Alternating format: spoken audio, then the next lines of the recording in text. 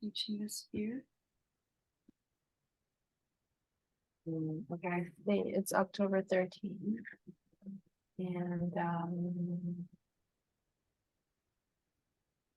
5 p.m. PST, 8 p.m. EST. Did you find it? Yeah. Okay. Hi, Jing. Hi. We were just confirming refreshing our memories about the next 2 months. So October, because I will be in China, we decided to meet in the late afternoon or evening. Oh, right. Okay. Let me update my information. Okay, So we emailed about this before, but I just forgot the time. Yeah, I And remember. I just double checked. It would be EST is Jinqing is in EST. No, I mean Pacific time. Oh, Pacific time will be 5 p.m.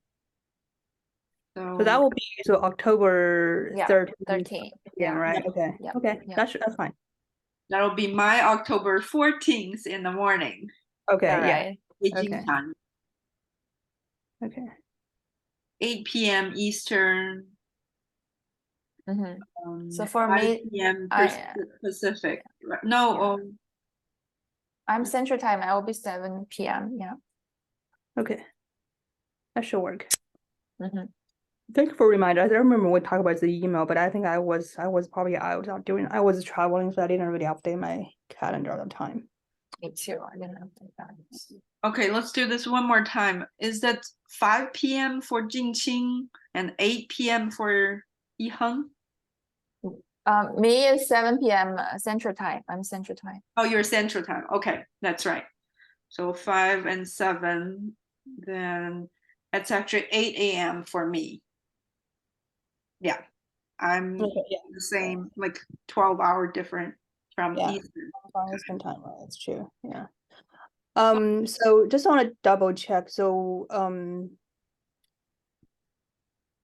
so next month, August will be 11th, right? So that's gonna be we will pause November since you mentioned that you right. So I will be out for 3 weeks in November. I just don't think you're gonna work. And then there'll be 8th on September regular time, sort of the regular time. And then just October, that's the time gonna be different. Okay. Oh, right. We are still just in July. So August and September will be our regular time. Okay. Then October is gonna be in the evening. Then November we're gonna pause. Right. Then December, then January. We need to confirm January time. I assume it would be our regular second Friday. And that works for me. Okay. All right. Then after that, you can wrap up. Yeah, I think we have plenty of time to get to what we need to cover. So far, you guys are progressing pretty well. All right, with that confirmed, how about we come back to do a mindfulness? Okay. All right. I invite you to maybe start with the screen, or this is where we came together, and start to notice wherever your attention is taking you the next moment.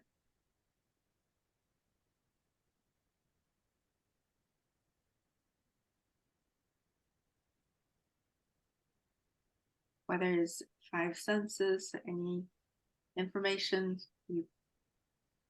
sensory input you get from outside you, or it's something coming from inside you.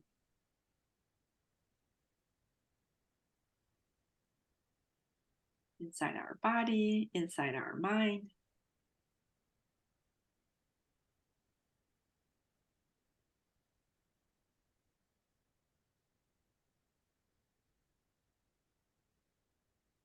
As you notice where your attention goes first. I would like also to invite you to notice if some kind of interpretation is going on as you notice your attention.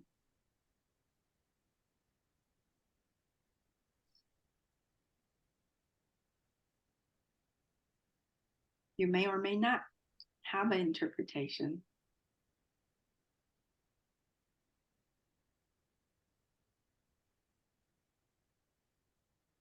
I'm noticing when I notice the noise of my fan going up and down, like on and off.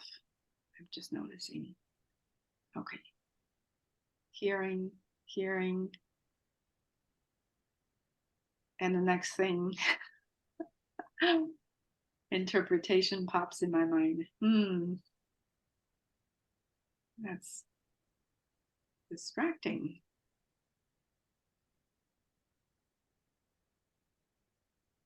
The next thing, I should have done something before we started. Goes on a train of thoughts.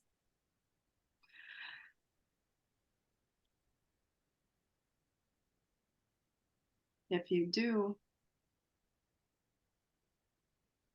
notice layers and layers of interpretation or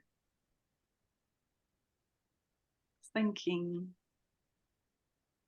on top of the noticing. I invite you also to notice, does this feel familiar?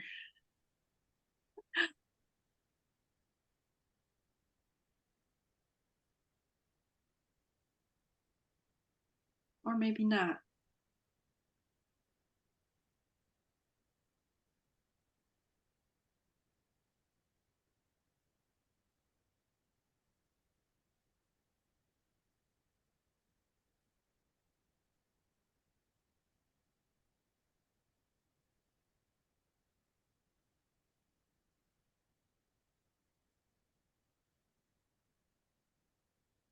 Now, let's come back. I invite you to open your eyes and come back to the space.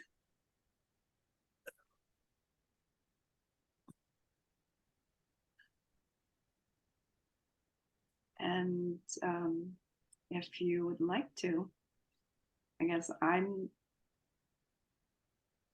noticing there's some comparison going on. What I'm sensing or feeling from the space compared to 4 or 5 months ago. And I'm noting that's what I do. Compare and take notes, reflect. Anyways, let's call it the end of the mindfulness and check in.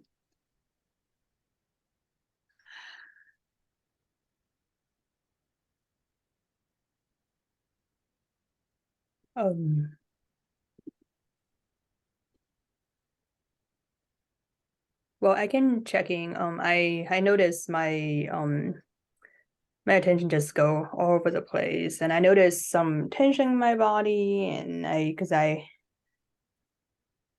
think I was sitting, the posture I was sitting was like it's not really good. I so definitely feel there's some tension and pain. And so I shaped how I sit. That helped.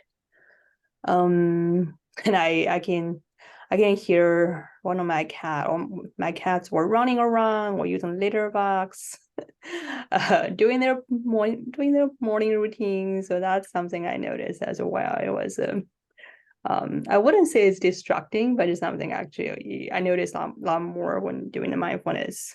And what else I noticed?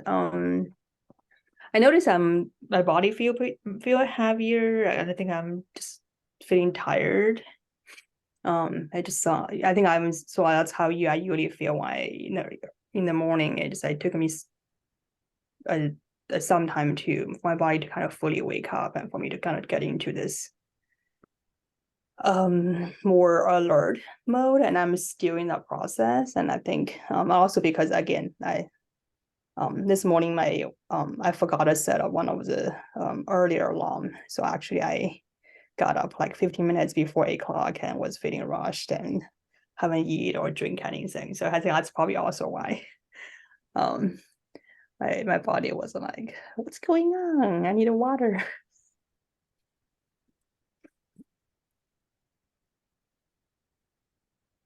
That's my checking about mindfulness. Briefly about checking outside, and I did start EMDR treatment with one of my ongoing clients.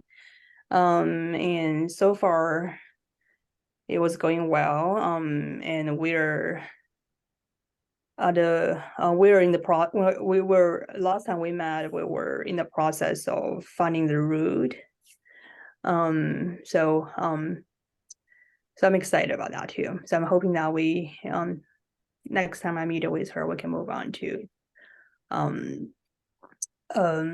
more like reprocessing. And also it's a virtual client, so we're doing virtually. Actually, instead of doing the way we practice, actually use this the website you share with me.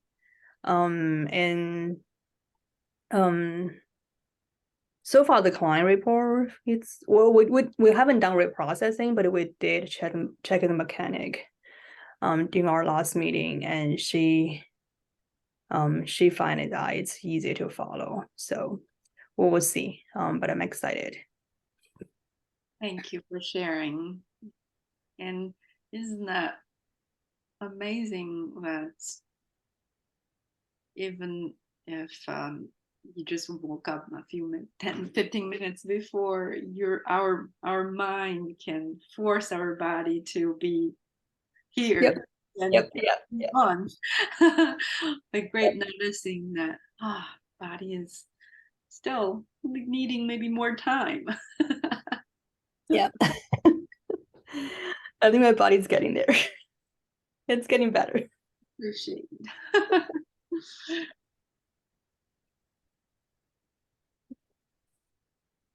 How about you? Ian? Okay, so I just feel most of the feeling I can feel is heart beating so fast. And I don't know why, but it just it's obvious. Like for my whole body, it's just that is the strongest feeling I can get. But this time I didn't try to find the explanation, like why I have this heart beating, and just let it be. Yeah, and I feel like it's all right, no matter. Yeah, no matter what I feel, it's all right, all okay. Yeah.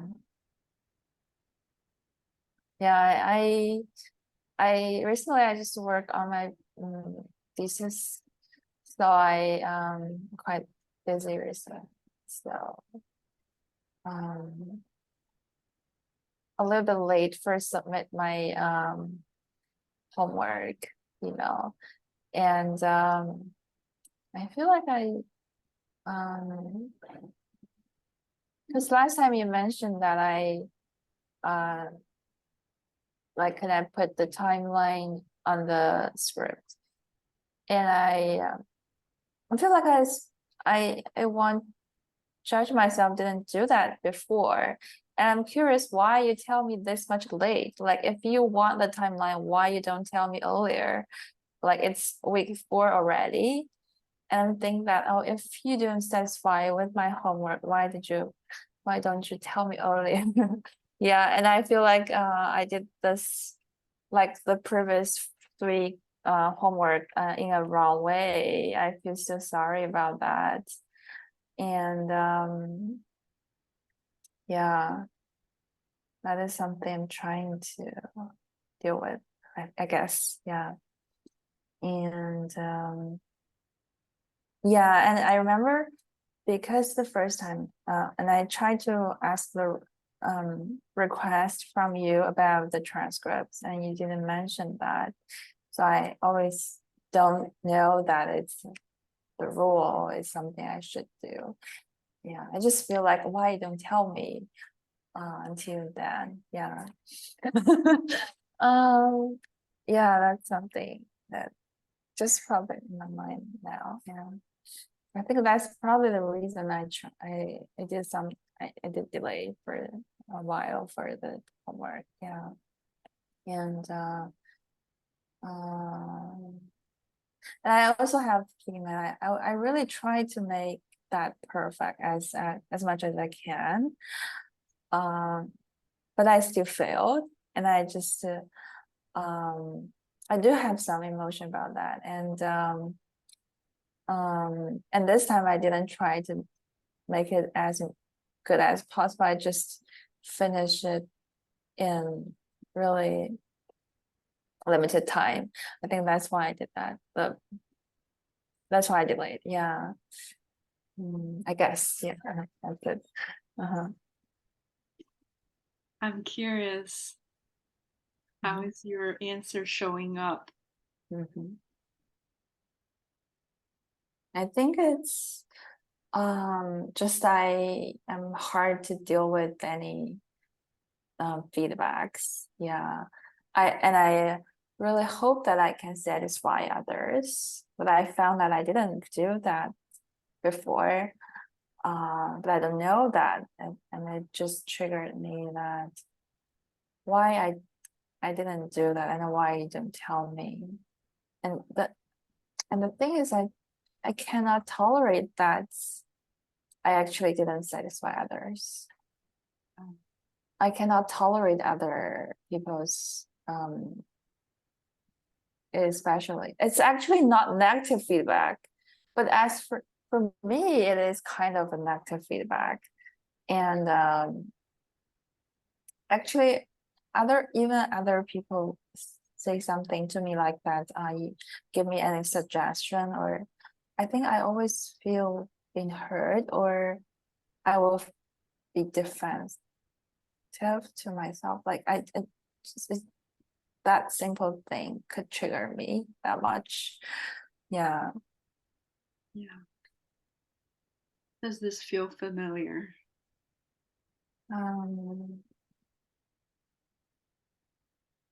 Well, I think almost everything I did at home, I can remember is, oh, they always don't satisfy with my behavior, or yeah. And they're so easy to check, like they're so easy to correct me.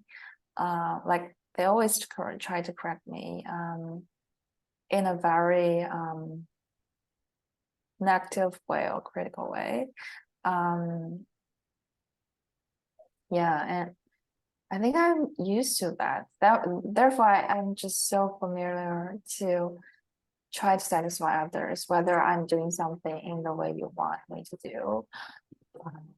And if it's not, I feel like I will be punished by that, because I think in the childhood they usually punish me. Yeah. Yeah. So that's an adaptation from your past. Yeah. Any feedback, whether it's neutral or just trivial, you automatically assume it's negative, and you Yeah. put a lot of pressure on yourself. Yeah. I think so. Now, I would like to invite you to notice, is this present space, present moment, is there anything that tells you, is it the same as your past, or is there anything you can feel or notice this could be different? I think it's obviously it's different because first time you tell me I can do whatever I want, like as I follow my own standard to finish the transcript, and I feel unfamiliar about that. So I kind of don't know how to do about that. I don't know how much should I perform, like how much well I should do, like if there's no standard I will give me, you know. So it makes me feel unfamiliar. And even that unfamiliar thing, I feel like it makes me feel dangerous or not dangerous, but I feel like I don't know how to deal with that because I probably is used to someone give me a standard to achieve, and then I just do the whatever they want me to do, and that can satisfy them, and that's good for me too because I'm used to that. But the new situation is no standard there, and I really try to know what is the standard, so I try my best but still failed. I think that is a new experience for me. Like I do it by myself. I set up the standard for myself and I try to achieve it. But I found that it's not other people's standard or it's not other people's expectation. And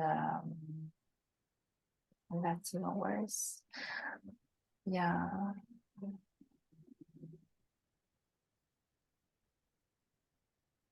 In the same situation, because I need to find postdoc position in the future, and I try to interview with other professors. I feel like not all the professors are the same. My professor, he has the standard set up there for me, so I can just achieve that. It's easy for me.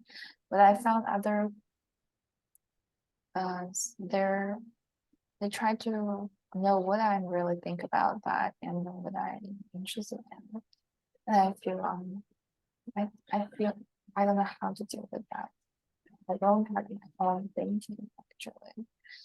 And that will remind me that it's not like the previous mode of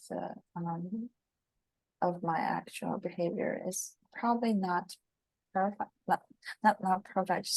It's probably not the right way because I definitely need to know what I'm really think about. What is my opinion of my research or something. It just reminds me that always satisfy others and put their needs first is not a thing would work. Yeah. I'm noticing a lot of memories are coming back, a lot of the younger self feeling confused or uncertain and not sure what to respond or how. Would you like to try something in this moment with me? Do you have look around, or is there anything that could remind you of your adult self? How old are you? Do you have your driver's license somewhere, credit card somewhere? I have a student. Sure. Yeah. Graduate student or doctoral student, right? Yeah. Age and think about, yeah. What is the adult perspective? Without always have their own opinion about everything. Have their own standard for their own behavior. Or,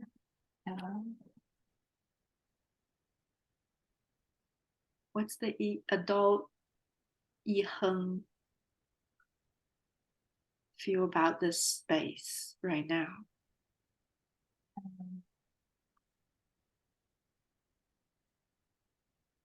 I actually feel at ease Like it's all right.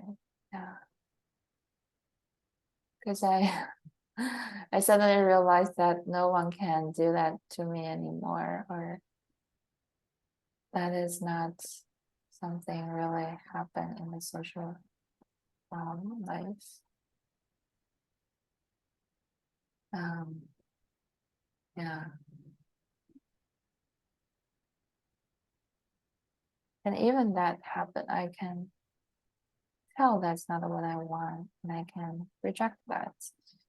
Yeah. Take a moment and savor this moment. No one can do that kind of harm or whatever kind of harm I was afraid of. And in this space, do I really see signs of harm or danger coming? Or No. okay, It's just a sentence from the email. Why I like that. right. Oh To my tell God. you the truth, the first time submission, I didn't even notice. I just read and they satisfied all my needs. And so the second time I thought about letting you know, and as meeting went on, that thought slipped away. And maybe really just the third time, oh, I saw Yiheng and Jingqing. Oh, yeah, it could be this way, and I can find the time a little easier. Oh, okay. Can I tell her? Okay, let me tell her. I forgot. I didn't Okay. notice. Yeah. And Mhm. really, what you've been submitting has been just perfect. Okay. Thank you. Yeah, like on that reflection form at the very beginning, it doesn't have to be perfect. Whatever you have, making mistakes and recognizing it's part of it, part of the learning. Yeah, and notice that when you say that the things I submit to is perfect, I recognize that how much I'm looking for other people's positive feedback to me, and that could save my life. And that moment I feel like, ooh, finally, I got that. And I am looking for why I should get other people's positive feedback. Why I cannot just give myself that one? Because not everybody can do that for me all the time. And if I'm looking for other people's positive feedback, I'm actually depend on my happiness or my achievements on others. That is not fair, and it's not good. Yeah. Is it okay to just notice your new experience moment by moment? Hey, this time or this space, I think it's okay. I think I'm not in trouble. Notice that. Yeah. Yeah. As I probably said this before, just as what our memories had the power to shape who we are, what we do, every present moment has the same power. If we're noticing, yeah, it's okay to speak what I'm thinking. Oh, it's okay to notice I'm actually safe this moment. I don't feel tensed up. Oh, yeah. Just ground yourself in this moment by moment.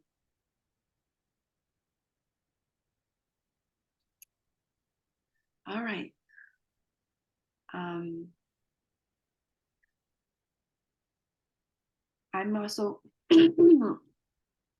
checking. I guess check in about the mindfulness and also feedback from not only Deb, but some discussions from the team meeting. We have a PTI team meeting once a month too. So every consultant, if they are experiencing something they feel needs support or bring it up, and that's a space we can support and help each other. Yeah, Deb has been emphasizing on our way of doing mindfulness noticing, instead of just having a goal to make something happen, relaxation, or having insight, or just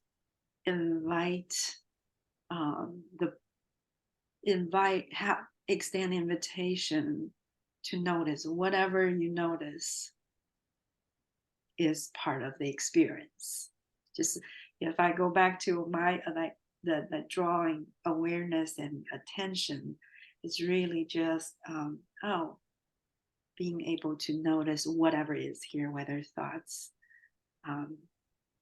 sensations, sensory input, and layers of thoughts, and by just inviting you to notice, oftentimes, or almost always, our answers will show up as we truly be present in the moment. Yeah, what I noticed, notice the noise, and I should have done something, or I could have planned better. Oh yeah, I'm good at beating myself up, aren't I? I'm good at thinking, getting into actions. What can I do better? Oh, okay. Is that okay? Just notice, yeah, that's probably been helpful the whole time, or most of the time. And I don't really need to do anything in this moment. Patterns always show up with our own patterns, and with our clients. If we can just be in the moment, the answers show up.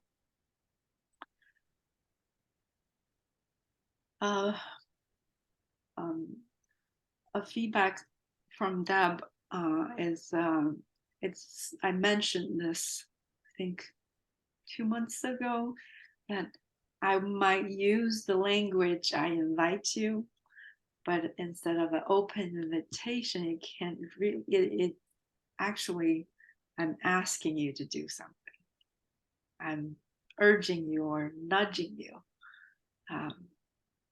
So that notice, when I rewatched the video, and I'm saying, yeah, especially, like, I don't know if you recall, during last mindfulness, when I blanked out, my go-to, then the next go-to is, I'm directing you to do experiments with me. I directed. So I did some, meditated on it and reflection, and almost what came to me felt like I can't give others what I can't give to myself. I felt like, a lot of time I'm really good at making myself do something, even if that's not what I'm feeling like doing in the moment.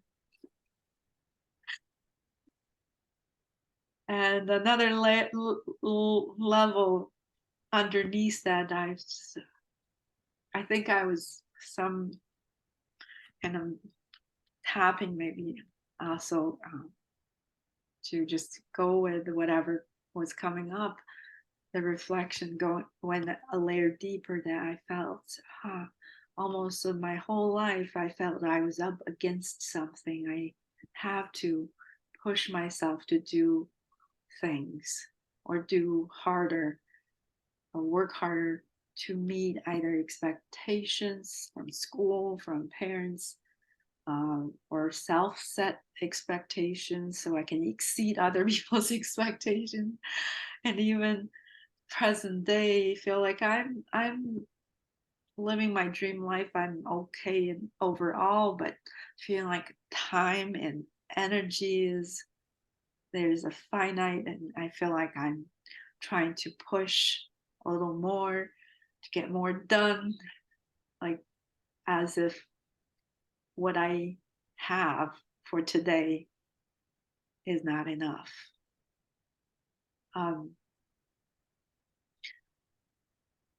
Then Deb invited me to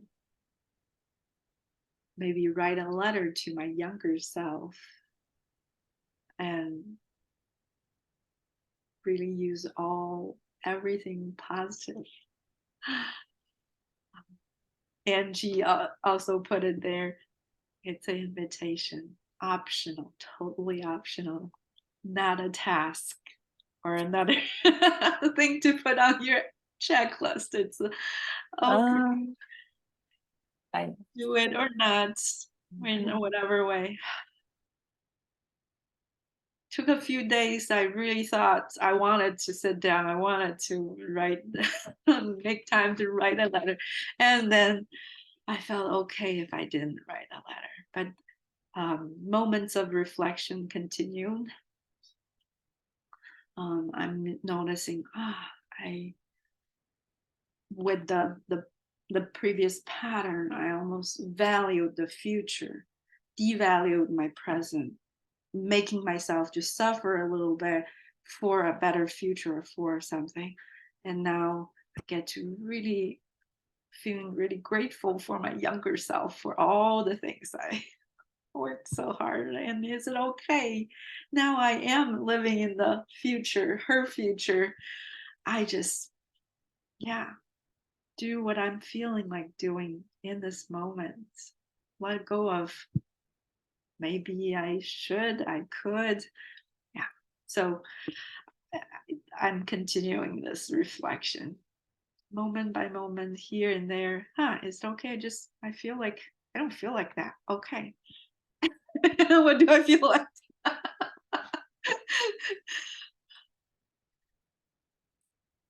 Yeah. That's where I'm at.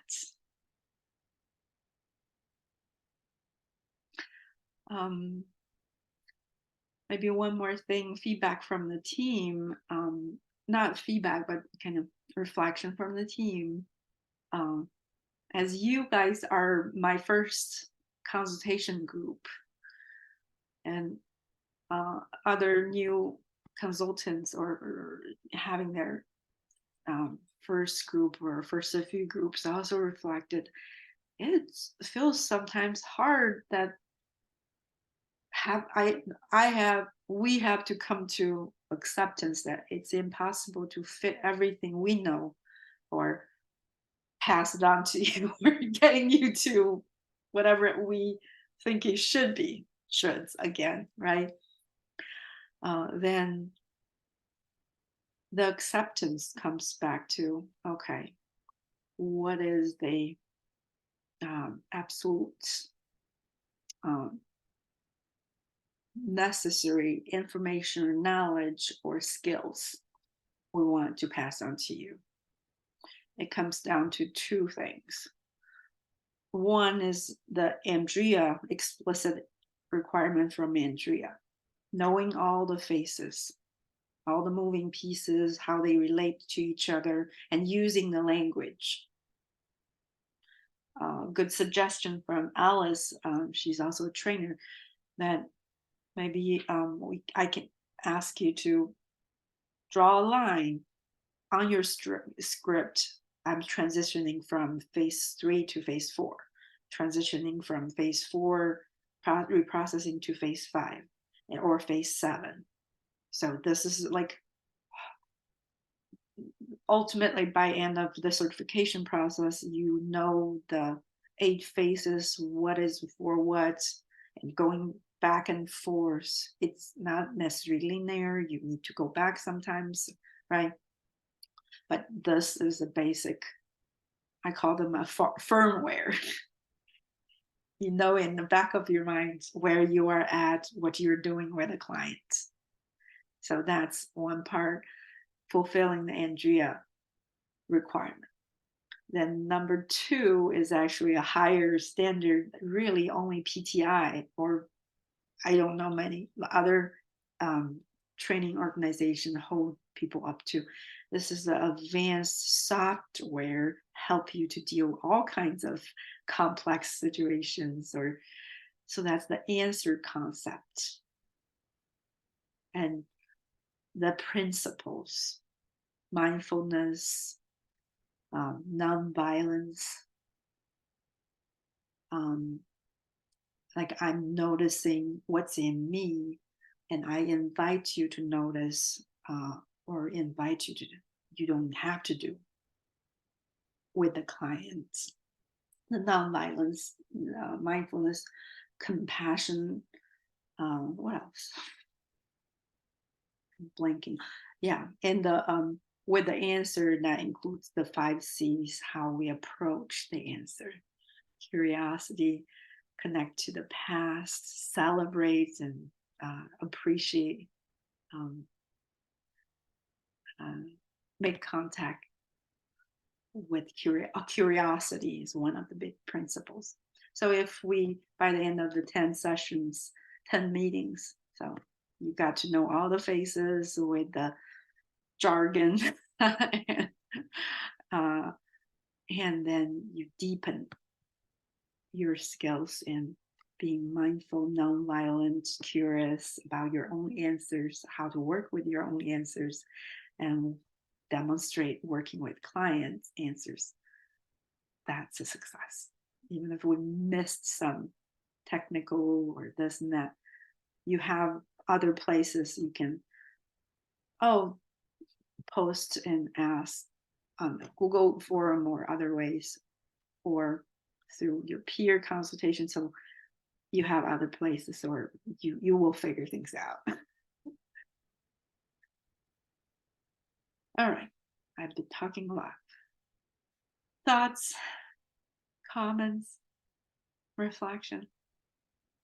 What are you noticing?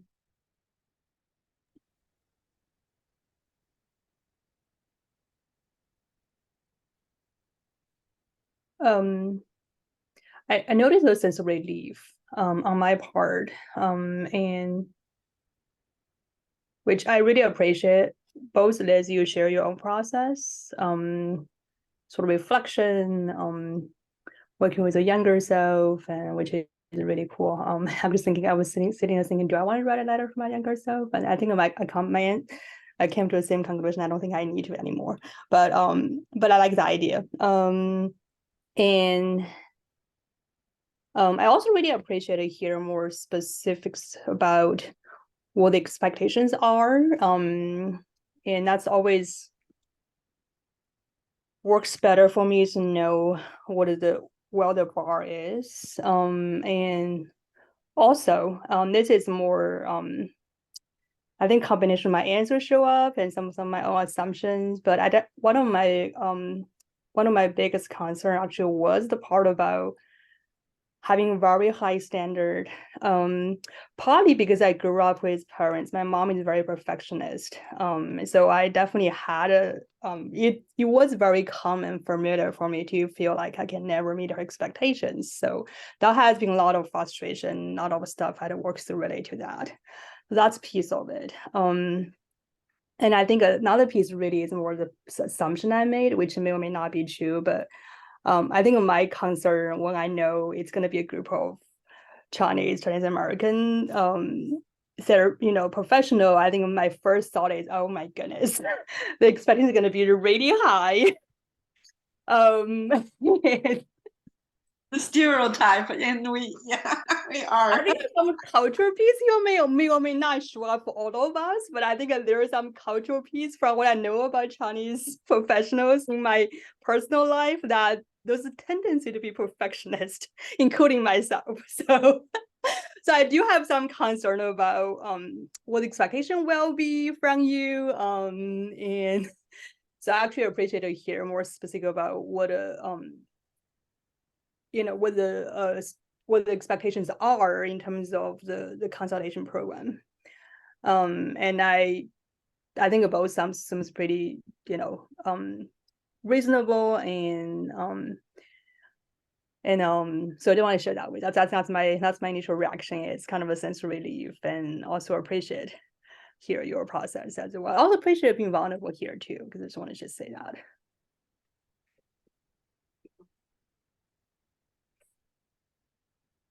Yeah, same as you, Tim. Like, I was thinking, oh, it's not only me are like have this problem or that problem. It's even the, you know, even the, I mean, everyone probably all have this or other. And I don't want to put it as name as problem. I think it's just the way we behave are like that, and it's good to notice. And I feel like it's also a high standard, like not ask or direct ask other people to do that, because it's the familiar way for all of us, I think, in our daily education, no matter in family or school, it's in Asian, it's all like that. It's the way we used to be. I didn't notice that. I feel like it's already be welcome enough here, actually. Yeah, and I think that's the reason I like to study abroad here, because most of the time teachers are really nice to students. And same year, I feel nice here too. Yeah, it just make me feel better that it's not only me have any issue to deal with, everyone have their own issue to deal with. And especially even no matter how much the person is already in this counseling or therapy career, there's always have more thing come up, and then we can dig deeper. I think that is because before I always hoped that I can solve my kind of problem permanently, and then I will be perfect. I don't have an issue anymore through any therapy or yeah. But I found that probably that's not the case. It's just If only there is a perfect standard for perfect being yeah, I know, and I feel like, oh, it's not done. it's not gonna. It's a wrong expectation, I think, or it's not the realistic one. And yeah, maybe just to allow anything happen or allow any issues there. But we can still deal with our life or our challenge still. So it's all right. Yeah. The end goal is never to get rid of our answers. Our answers are really just need to be seen, need to be appreciated, and we can have a better relationship with our answers. And when times get tough, our answers jump in right away to carry us through.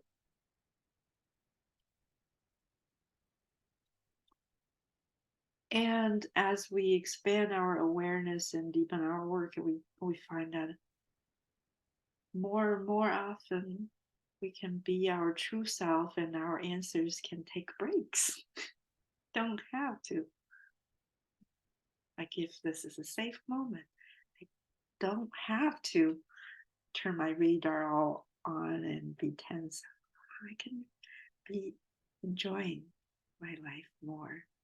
And they like that too. They just didn't have a choice a lot of times. Yeah. But we always carry our answers with us.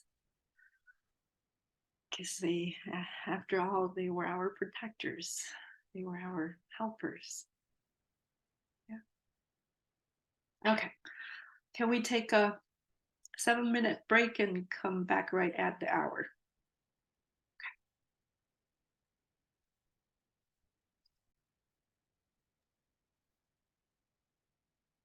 All right. Let's move on to the next part.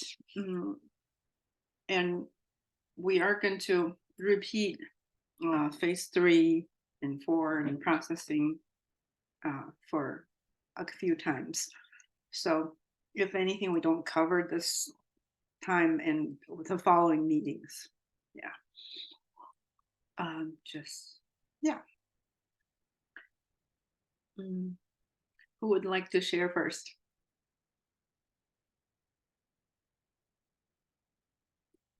I can't hear you or mute. I'm getting either way works for me. I can go first because I'm ready to. But if you want to go first, that's fine with me. All right, you can go first. Okay. So Liz, do you mind helping you to get with the video? Thank you. Okay. Figure this thing out. The part I want to show, depending on, it's close to one another, but we can start with 22 minute 25 seconds.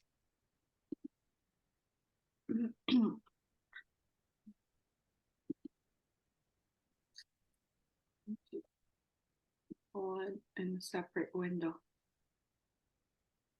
Thank you. And what do you notice in your body now?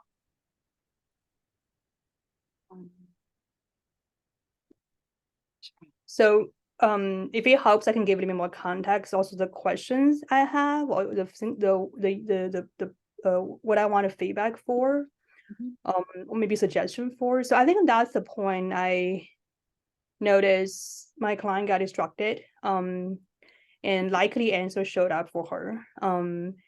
In the meeting, and I think we tried a different mechanic. It seems works fine from what I seen. But my question is more, when clients answer show up, what do I do in during reprocessing? With some, and yeah, it's kind of my general question.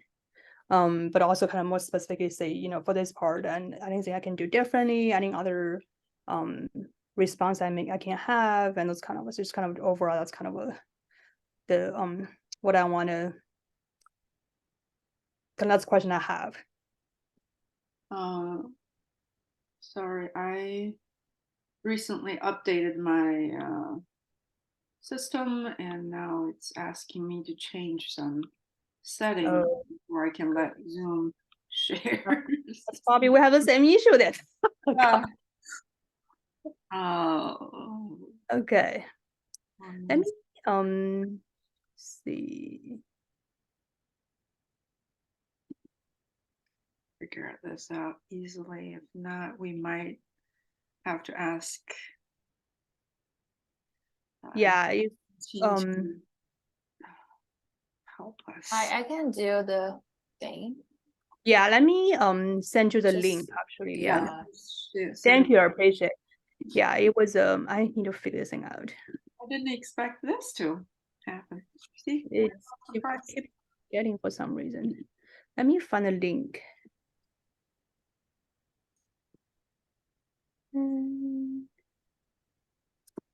That's not. I have the link. I can. Yeah, if you have the link, that would be great. Thank you. Because I think I find it too. But if you have that one, thank you so much for both of you. Appreciate it. This is called a team collaboration, right?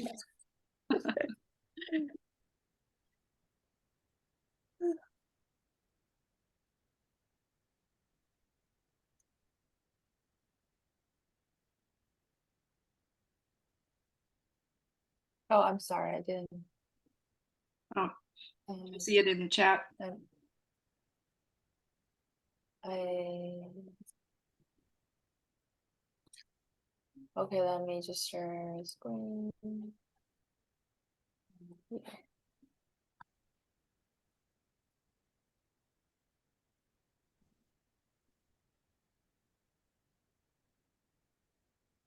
All right, I need to click something.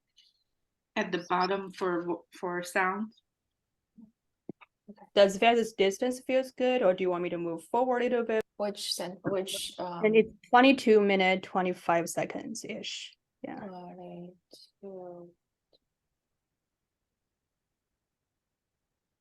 I think that should be okay. Thank you. nice.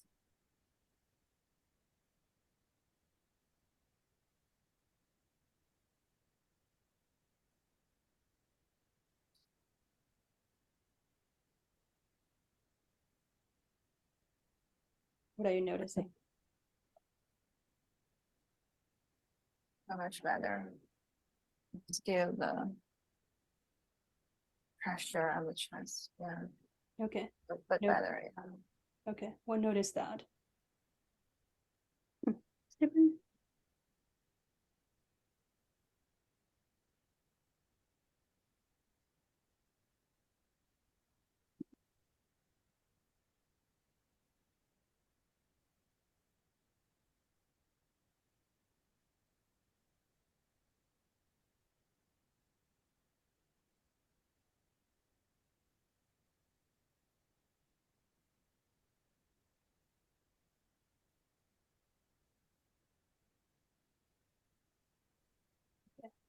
What are you noticing? Still the here, the chest part, and I kind of think of your story, and I was thinking, what is your memory still will be like? I'm thinking of other things, but the feeling is still like here, yeah. Okay.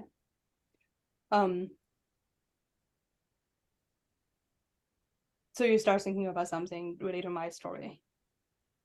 Like the thing I need to go, I need to do in the following hour. Yeah, Okay. I know. Yeah. Okay. Well, that's helpful. Bring back the original memory and the words that I cannot be myself, and then notice what happens. Follow my finger, okay. And we'll also want to check in, does eye movement feels the better mechanic, or does it feel like tapping might be better mechanic for you? Oh, I didn't try tapping. I can try it. I feel like it's hard to follow. Yeah, it's things. hard. It's harder following telehouse, and Because my sensation is makes me feel, especially when I feel my brain is a little bit foggy or like, yeah, I can try tapping now. Yeah. Okay. Do you want to try tapping to see where they work better for you, or do you Yeah. you do eye movement too? But I want to check in to see which one works better for you. Let me try tapping first. Yeah. Okay. Yeah, to bring up the original memory and the words "I cannot be myself" and start tapping on your legs, and notice what happens.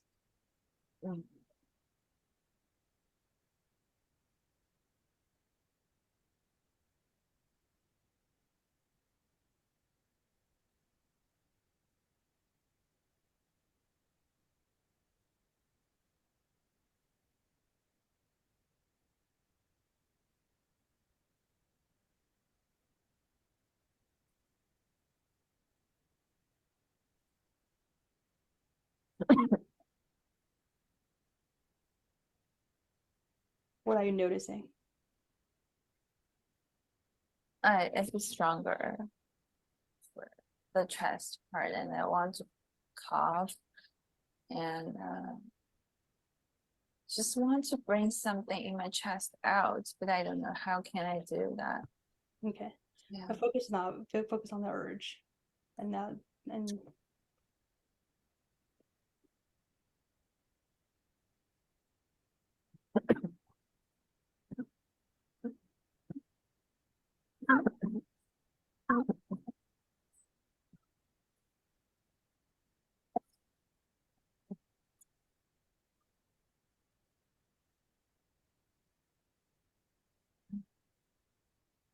Are you with me? Yeah. What are you noticing? The cough make me remind my mom Mm. that she had the asthma, like 哮喘，就她也有这个呼吸的问题。Okay. Stay with that. To cover what's happening. We can pause here, I think. For the we can pause here. Because I have another question, but that's something, if we don't get to that, we can talk about that in our next meeting too. Related to the coughing and then 这个想要打嗝这个东西。What's your can you repeat your question? Yeah. Or The question I have about more about this part is related to when clients' answers show up during reprocessing. I'm just curious to hear first what some options are. I know my understanding is we bring back to the original memory and try different mechanic and working with the answer directly with use the 5C. And so my first question is what how do you make a decision in terms of which route to take? That's the first question. And the second question is I'm also curious just to hear when clients' answers show up during reprocessing, what will be the goal for us to work with the answer? What do we want? When we work with the client's answer in whatever way, what are the end goal we have? What kind of the what will be the purpose? I guess that's if that makes sense. can you name what what was the answer that came up at what point? I think it's more start thinking about what she needs to later for her own practice session. That's a part I think for me that seems like an answer showed up in that moment. And yes, that's my understanding. Short answer. Clients' answers are always going to show up, and we only interject when we notice it's getting in the way of processing. Okay. So how do we talk? Now, how do we know? Okay, that's another. Okay. So that pause when you asked, "What are you noticing?" She noticed thinking about future planning, and she also shared the sensation is still here, and the sensation is from the memory, and I just noticed that. So she didn't stop. She caught herself thinking. Her mind went. You can name it, or you can just. So that's what I would do. It was still here, and I'm noticing if Yiheng is just watching the reprocessing video, your sensation is already here. Yeah. So this is a really great example. Memories are held as body sensations in the body. Okay. Yeah. So I would in that moment think it did show up, but it didn't really get in the way. If next 2 or 3 sets she keeps going on to planning mode, and okay, then she's out of processing, right? Out of the memory. Okay. Then I don't need to do anything. Okay. Sometimes they may briefly show up after 2-3 sets. They come back. So another thing I wanted to point out was that during that same segment, you started a conversation with her about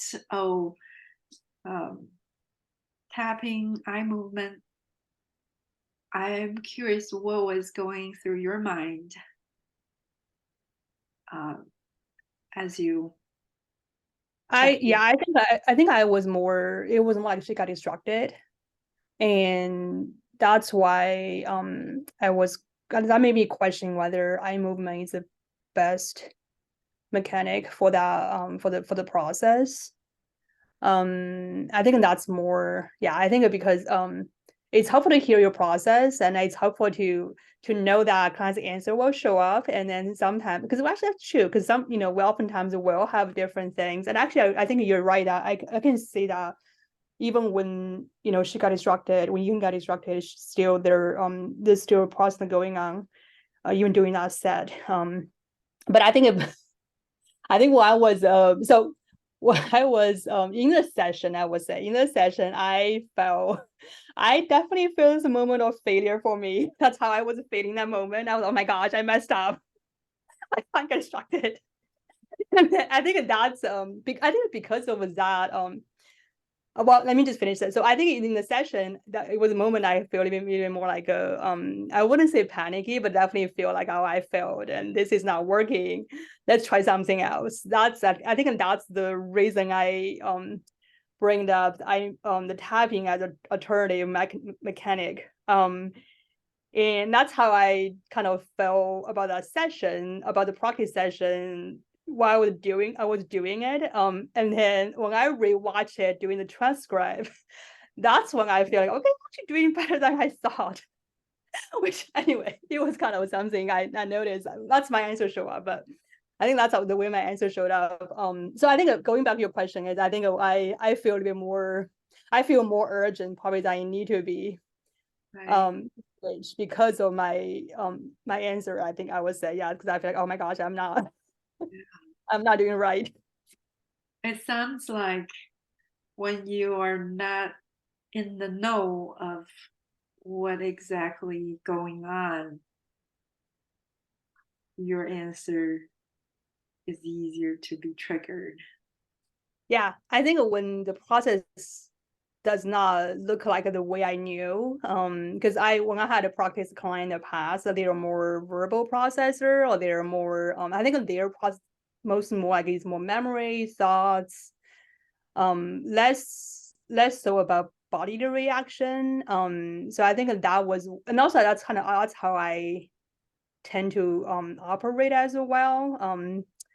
So I think that's a bigger part that I felt, and because Ethan's sort of reaction is more physical reaction, physiological reaction, I think, which is very good. I really appreciate that, because it really give me an opportunity to experience something different. But in the session, I think that definitely bring more anxiety for me, and bring more doubts. I think bring more self-doubts for me. And that's when my when it's unfamiliar, my first thought is, oh, this is not working. I'm doing something wrong. Right. Like, Yeah. Your answer is very good at planning out. This is what I hope to get, and I follow the plan. right. And That's not true. happening. Yeah. Great awareness. And I wonder also, maybe you're good at making sense of everything and intellectually understanding. Processing can appear to be very different for different people. And when there's more of the somatic material coming up, maybe that was a little out of unexpected or uncomfortable. Yeah, and also I would say, I think also a single part of the reason I got it kind of caught me off guard also because when I work with somatic material in the past, not in EMDR, but with other type of approach, I think more often it's more like a tension somewhere, or it's more like feel changing the temperature, kind of tingling feeling somewhere. Because I think that's more like common body sensation I have worked with in the past. I think the urge to either cough or have something coming out, which I think totally, looking back, totally makes sense. But I think that's also the part that particularly somatic reaction also are new to me.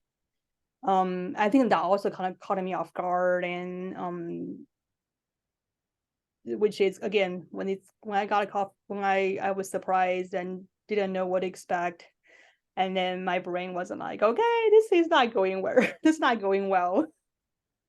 I think that's in automatic interpretation. Yeah, this is not going well. You need to fix. You need to do something to fix it. And that's when I got more active and tried different mechanic. And I think that's also why checking with even later about are you with me? Because I think looking back at that was a cognitive interweaving, I think. And I did it because I again worried about, oh my God. Okay. If it's something you didn't expect, then it's something wrong and need to fix it. Yeah. Would you like to try something with me? Sure. I'm going to say some words. I invite you to just notice Mhm. how these words land in you.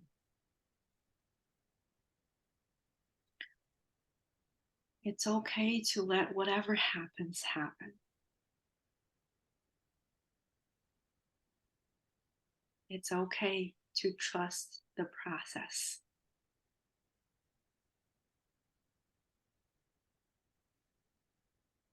I don't need to know. I don't have to know everything. And it's still okay.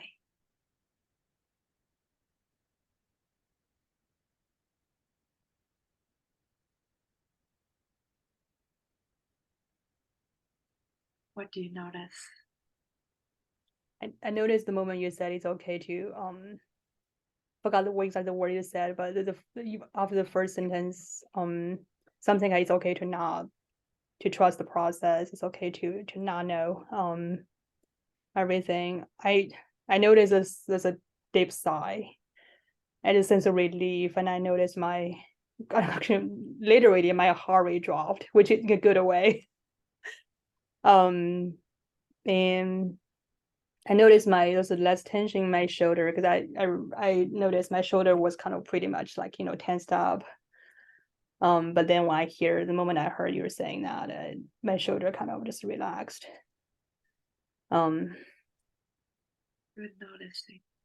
Yeah, which is kind of interesting because I know those things. I know that's the same thing with therapy and just in therapy in general for me. If I don't know something, I think I work on this in general therapy too. It's okay to trust the process. It's okay to let things unfold. It will work out. And actually, I have a plenty of experience with therapy in general that actually confirm that. But it's actually just thinking about what Lacey said earlier about when things that got more, when there's a new thing, things that are got more difficulty in that whatever way, the answer will show up. Because I think EMDR is a new approach to me. So I think that again, that definitely show up. I definitely fall back to my older habit of trying to control, try to plan, not control, try to plan, try to have an agenda, and it wasn't doesn't go with my agenda, and then I feel I need to do something about it, and something's wrong with it. Good experience. I invite you to just be in the moment, even when you notice your answer is coming up. Oh, a little fluttery or a little nervous, a little urge to interject.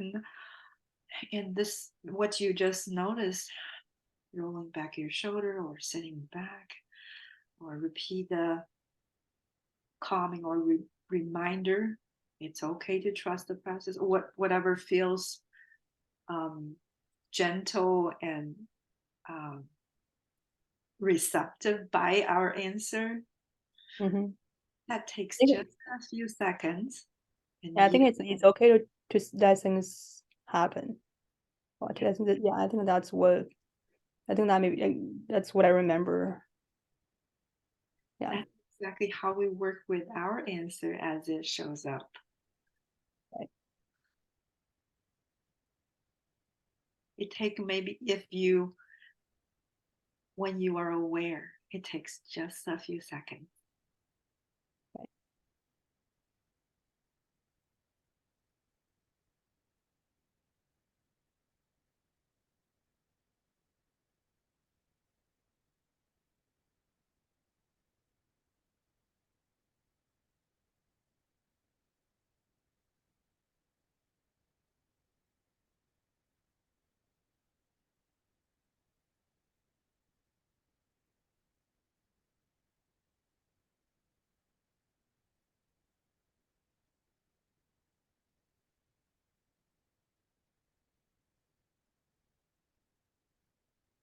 I feel good. I think it's okay to let things happen. I don't need to do anything. I don't even know anything. I don't even know everything. Think of that. Yeah, it's a very good reminder. And trust the process. Yeah. I see the processing, the client's nervous system. You don't know which paths they are going, the new connections. It's almost like you don't know until they don't know. Like we use the metaphor. You kind of, even with the video, you kind of know the theme, but you don't know frame by frame what's going to show up. So the only time we feel like we need to, or is needed, a interwave is needed, is after 2 or 3 sets, it's still stuck, or a sensation, several sets, it's still not moving, no Okay. movement in circles, or Okay. completely not feeling disturbance. They're in a dissociative state, or they're not reporting if they are reporting thoughts, emotions, body sensations,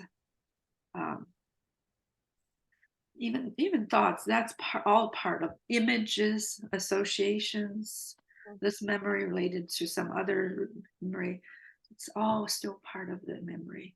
We assume whatever shows up, we just assume, could that be part of the memory? We can think in our head, and sometimes we can use that as the interwave. That'd be part of the memory. Okay. That'd be part of what needed to happen. Notice Right. that. Go with that. Okay. That's very helpful. Thank you. One last thing I want to just point out, we never repeat the negative cognition again after I see. Okay. I see. Okay. So we said that in the very beginning, but then we in the every but time we go back, the general, what we use, the language is when you go back to the original memory. I see. Got it. Okay. Okay. Okay. That makes sense. Yeah, because I'm now thinking about it is repeating later is something, it's like a reinforcement, or it's like, yeah, you kind of in a way it's kind of install that. They traveled this far, Right. and whatever that original memory means to them might be different. Be different. Right. Okay. No, that's helpful. Thank you. That's helpful to know. Is it okay we switch? Yeah, sounds good to me. I do want to end 5 minutes before the hour. I have another session right after. Okay. Can I see the? Over. Yep. I just want to know whether it's the time for me to go to B session, because there's A, B, C, I remember, right? And I don't know whether it's a point that I can go from A to Of B. that, just- not very physically touchy kind of people either. A lot of connection I had with people are more intellectual or more like a physical, more like a basic needs kind of thing. Feed you, bad thing was kind of more like a take care of it that way.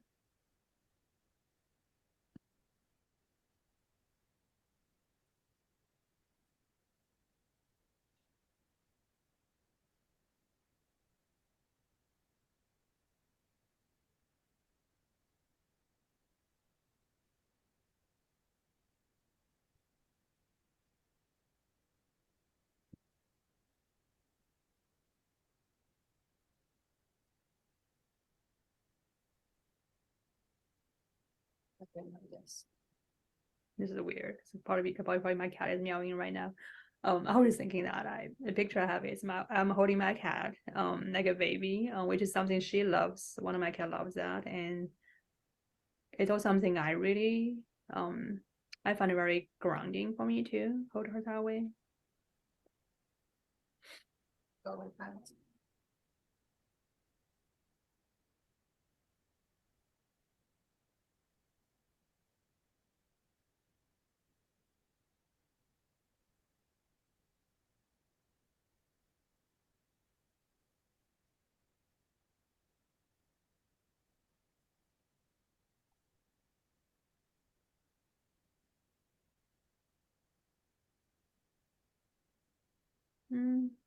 It's kind of still similar. We're thinking about how physical contact is something. Actually, I feel was not very common in my family. Remember the first time I hugged my mom was I was her dad, and I initiated the hug, even that it's not very rare in my family. Hugs or we never really. I mean, it's kind of part of culture, but we never really kissed each other on the cheek or. Again, it may have happened, but I don't remember. I don't have a recognition being kissed on the cheek as a child.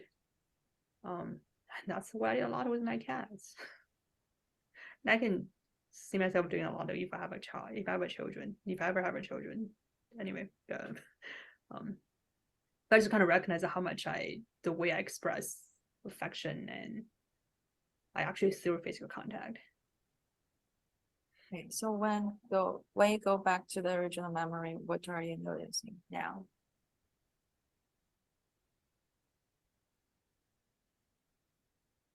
I was thinking that what the girl want to be held and want to be held too close to the mom, to whoever the caregiver is, too hard. So when I was doing the processing, I have a feeling that it is so unlike myself situation. And I guess the reason I now I look back, I don't think I should go to B, although she's talking about physical contact from previous one to the second and third, but I think she have progressed there. It's not repeating something yet. And I changed to B probably because I feel like it's far away from the original thing, or I feel like that is so poor girl. Like the girl is so poor, and I cannot tolerate that poor thing. And that's probably the part of the reason that I changed. Like I go to the original memory. And also mentioned in my form that I stopped earlier this session because the things she's talking about is really something that probably in my case too. And I feel so I just cannot tolerate that much. That's why I close the sessions early. Yeah. Great noticing what's coming up for you. And we develop all our answers out of hardship, when just being ourselves and just expect to be taken care of when that didn't work. Right. So what you coped with that, what your answer was to end the session, to stop witnessing or letting it be, so you can stop feeling that hard.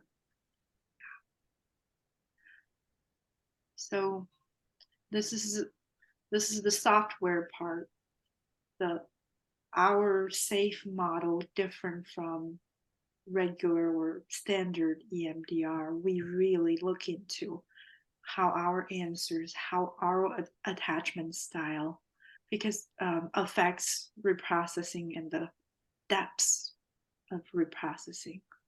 Oftentimes you can say, okay, just do whatever the standard and the client gets a little better. But like I shared earlier, what we can't give to ourselves is, it's not impossible, but it's hard to give it to clients. What we can't tolerate for ourselves, we get in the way of the clients processing through.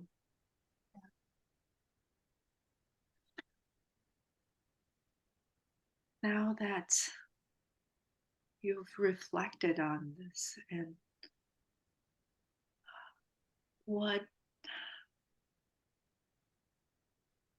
do you need? Well, or what does that younger you need to feel comforted or supported enough for that part of you to be able to just take a back seat and allow the grown up Yi Heng, being the therapist, to still do her job?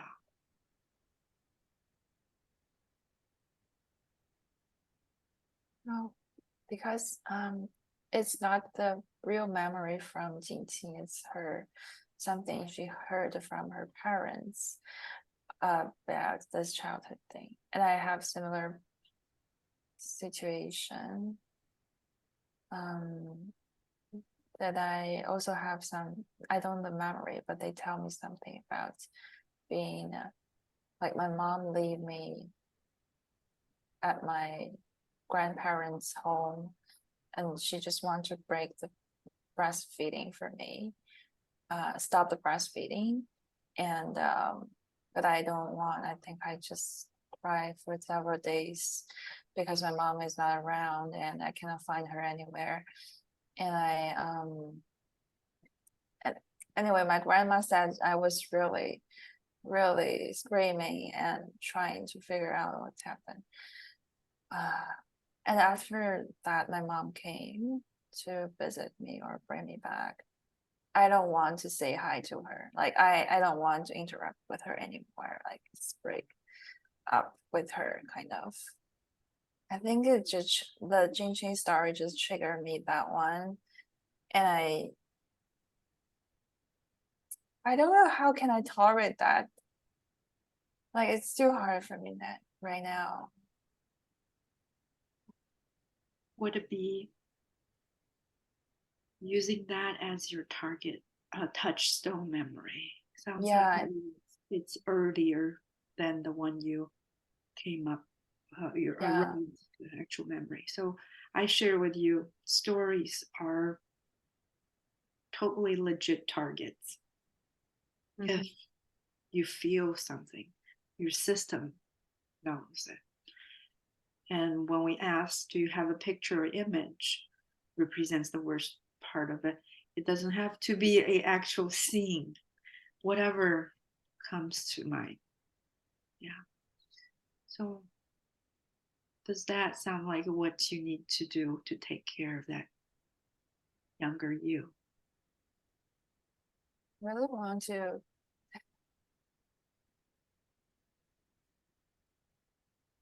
let her know that you're all right. You're not like your mom is not don't want you anymore. She just want to do that for you because it's time to stop it. Although I know that you don't want to yet, but it's still safe place. That's your grandparents. That's not a dangerous person.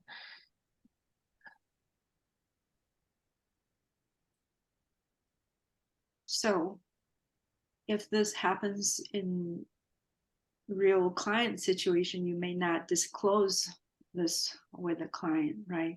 What you did to take care of yourself was just perfect. This is getting too hard. Let's close this session. And I go back. I'm guessing that could be a target, and I find therapist or consultation or support help me to work through my own trauma. All right. I learned that through my own also hard experience, but it's yeah. Anyway, I can briefly share in my also consultation process, one of the target memories I finally worked through. Then a couple weeks later, I worked with a client that had a similar event. And I noticed in the session, as I was thinking about jumping in and making her feel better, I was able to have just a layer of awareness. I'm having this urge. And I don't have to do that. And the only way out is through, I worked through, and I know as hard as what she's experiencing now, the only way truly to be out of this is encourage her to go towards it, go through it. And I was able to, okay, I noticed the urge to jump in to try to make things better or whatever, and I didn't have to do that. And she worked through. And that urge I'm noticing now, it's a lot of time my urge to jump in, interject could be my own unresolved trauma. I'm trying to make things happen or better. Now, every time I work through hard stuff, I understand deeper. The only way out is through. As hard as incredibly hard to witness to, like clients sobbing, whole body shaking, deep sorrow, sadness, grief, and loneliness, and curl up. I know this is what they need to, this is what needs to happen, what they need to fully experience, then to come out, to be fully free from the past.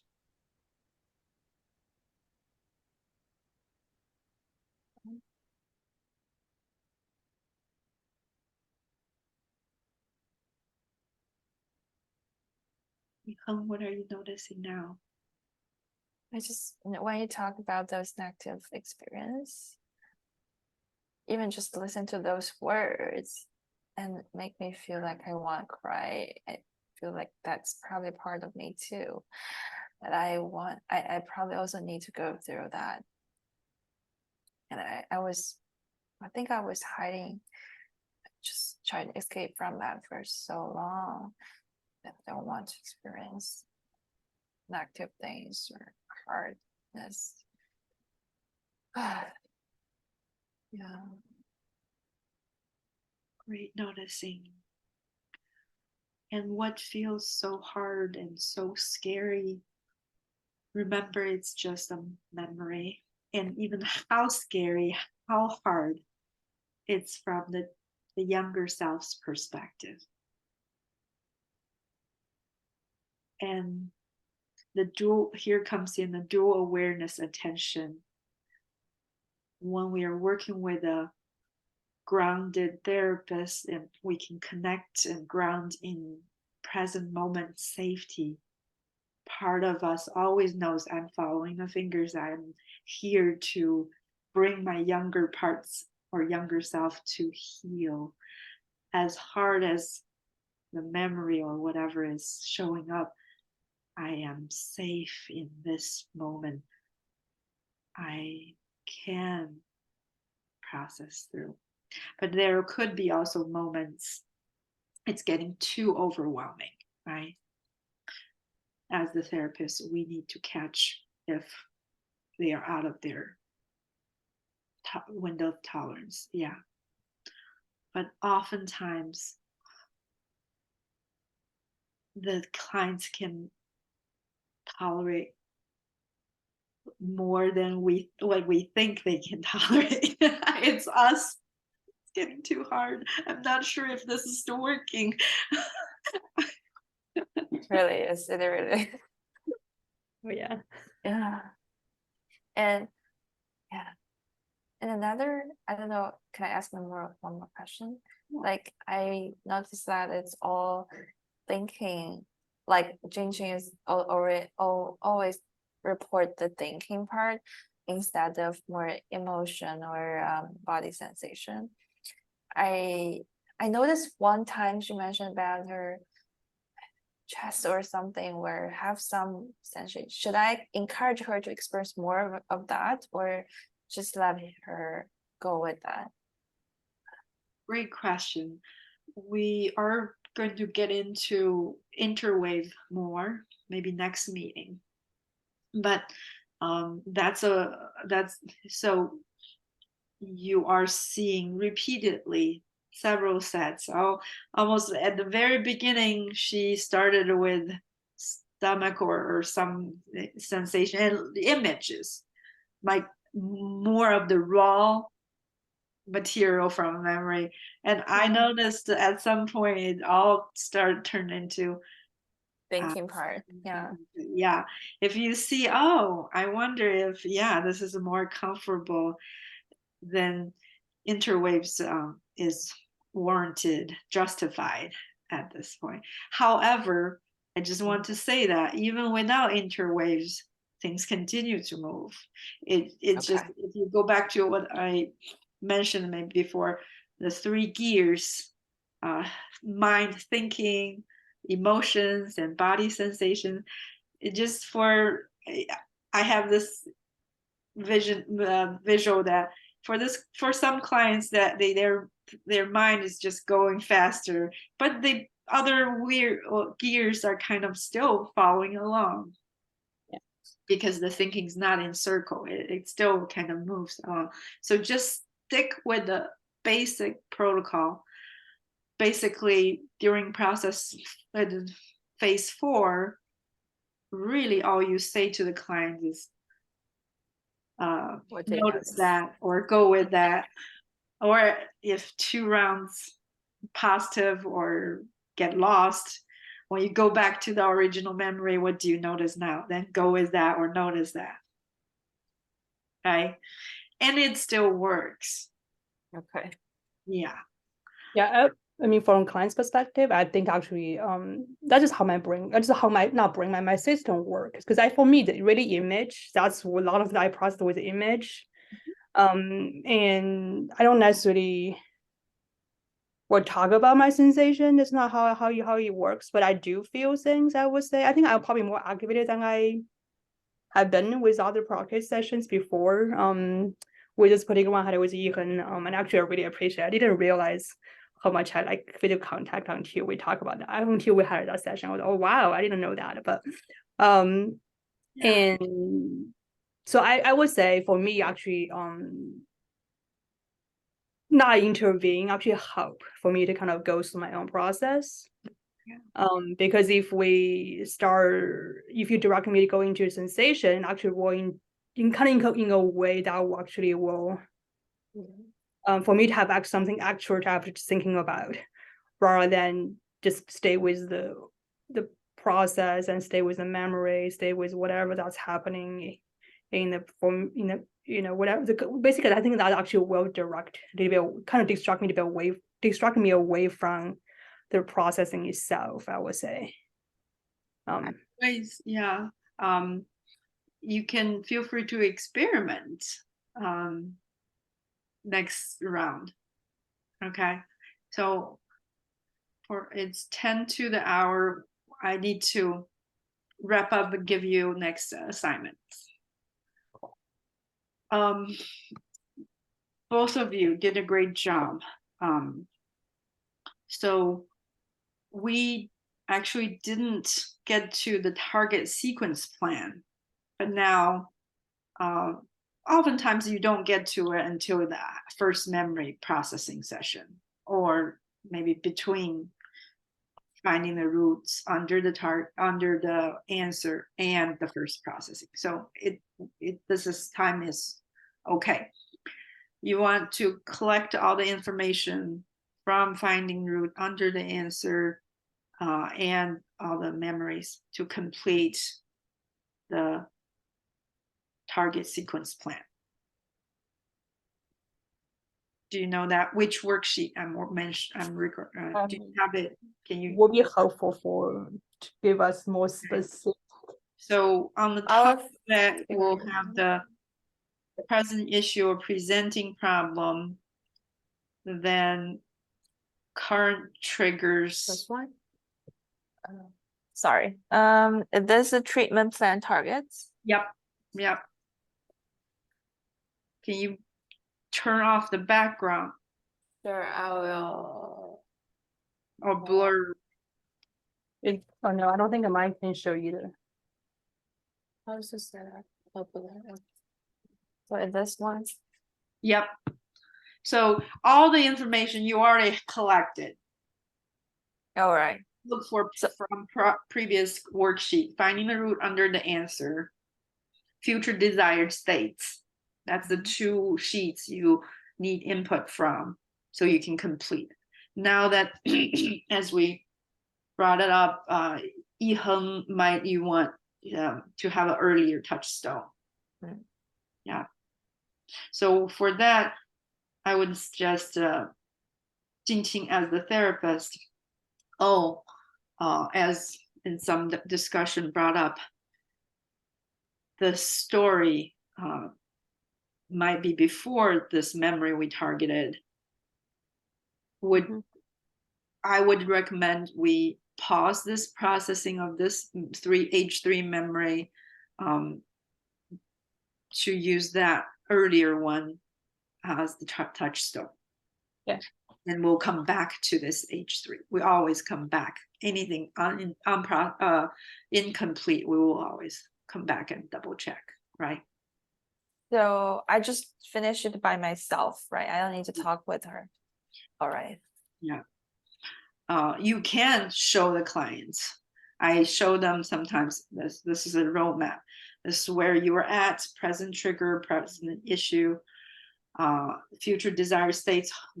But I show them the 3 prongs of EMDR: past, present, future.